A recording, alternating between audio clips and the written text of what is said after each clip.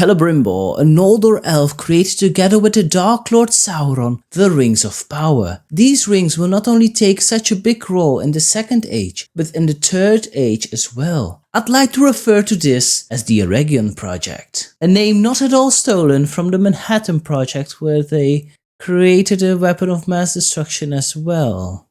Yeah, let's take a look how the creation of the Rings of Power came to be and why Celebrimbor would work with Sauron to follow his guidance into its creation. Let's first of all take a look why Celebrimbor worked with Sauron in the first place. Why did he make a deal with the devil? My first thoughts were to start digging into the Book of the Return of the King, especially into the appendices. In Appendix B, in the Tale of Years, it is said that around the year 1200 of the Second Age, Sauron tried to seduce the Eldar, the elves who still live in Middle-earth. First of all, he tries this at Lindon, where Gil-galad lives, who is the High King of the Noldor. But Gil-galad refuses. He noticed that something was wrong. So from there, Sauron moved to Eregion, where the smiths of Eregion accepted him with open arms. In the year 1500, the smiths reached the height of their skill and started with the Eregion Project, the creation of the Rings of Power, which eventually led to the creation of the One Ring, forged into the fires of Orodruin, where Sauron has poured a lot of his malice, his cunning, and his power into the One Ring.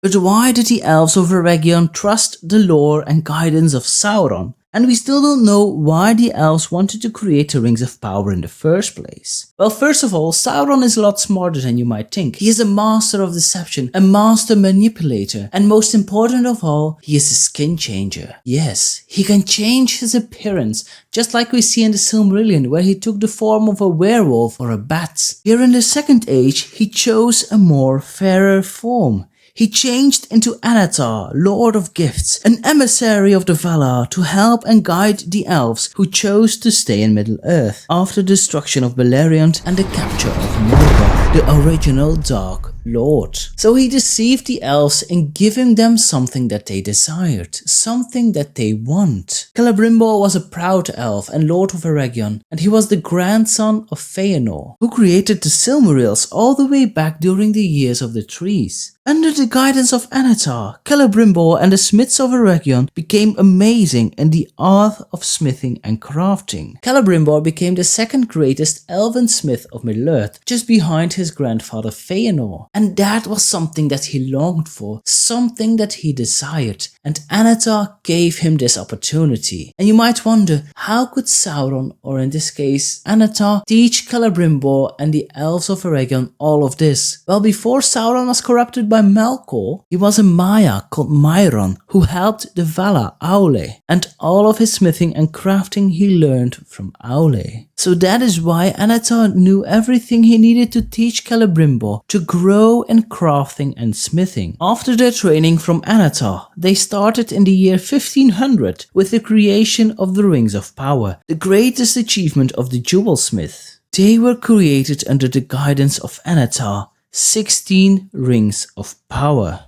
They created the rings not for power or domination, but for preservation. Although the elves from Eregion chose to stay in Middle-earth after the end of the First Age, they still longed for the beauty of Valinor and to preserve what already is. That is why they wanted to create the Rings of Power, and what Sauron eventually used to persuade them into accepting his guidance. This plan of his was a mastery of deception. We can clearly see the work of the preservation of the Rings of Power when the Fellowship enters Lothlorien in the Third Age of Middle-earth. It was as if they stepped into the past in a memory from long ago. So Celebrimbor and the Elven Smiths created 16 Rings of Power. But if you can count right, they were actually 19 Rings of Power. 3 for Elven Kings under the sky, 7 for the Dwarf Lords in their Hall of Stone, and 9 for mortal men doomed to die. But I will explain this later down the video. The 16 rings were made under the guidance of Anatar, where he was also involved in its creation. After the 16 rings of power were created, Anatar returned to Mordor to go into Orodruin to create the Master Ring,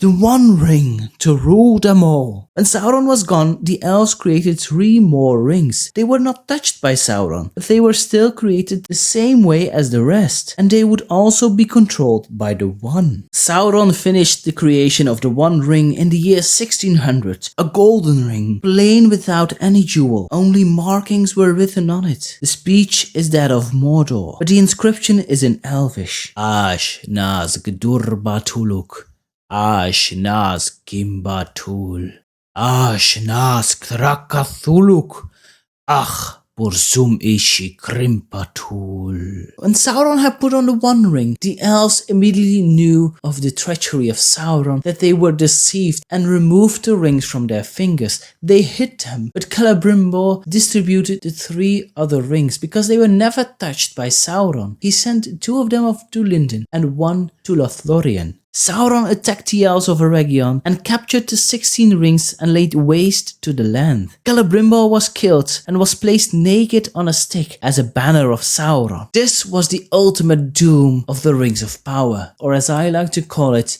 the Eregion Project. Sauron deceived the elves into creating the Rings of Power just so he could enslave them. It was a genius move. If you want to learn more about Sauron's story during the Second Age, I have a video right here that covers his complete story during the Second Age. So enjoy the next video.